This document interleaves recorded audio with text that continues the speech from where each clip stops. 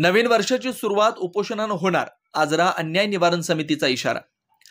आजरा नगरपंचायतीने संकेश्वर बांदा महामार्गाच्या फुटपाथवरील अतिक्रमण काढून हा रस्ता पादचाऱ्यांसाठी खुला करावा, तसेच समर्थ कॉलनी, बळीराम देसाई नगर व इतर गल्ल्यातील पाणी नियमित व योग्य दाबाने पुरवठा करावा अशा मागण्यांसाठी नगरपंचायत प्रशासनाची मुदत आज संपली आहे। तर या मागण्यांकडे पालिकेने दुर्लक्ष केल्याच्या विरोधात नवीन वर्षाच्या सुरुवातीस म्हणजेच 1 जानेवारी 2025 पासून बेमुदत उपोषणाचा इशारा आजरा अन्याय निवारण समितीने दिलाय।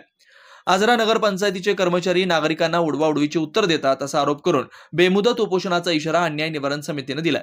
या निवेदनाच्या प्रती कोल्हापूर जिल्हाधिकारी, प्रांताधिकारी भुदरगड, त्याचप्रमाणे आजरा तहसीलदार यांना ईमेलद्वारे रवाना करण्यात आला।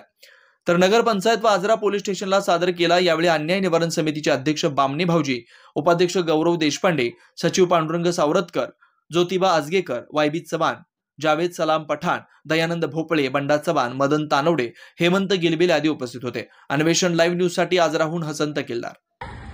जुन्या पाईपलाईन मधून विनाकारण वाया जाणारे पाणी लवकरच दुरुस्त करून घ्यावे, जेणेकरून पाण्याचे नुकसान होऊ नये।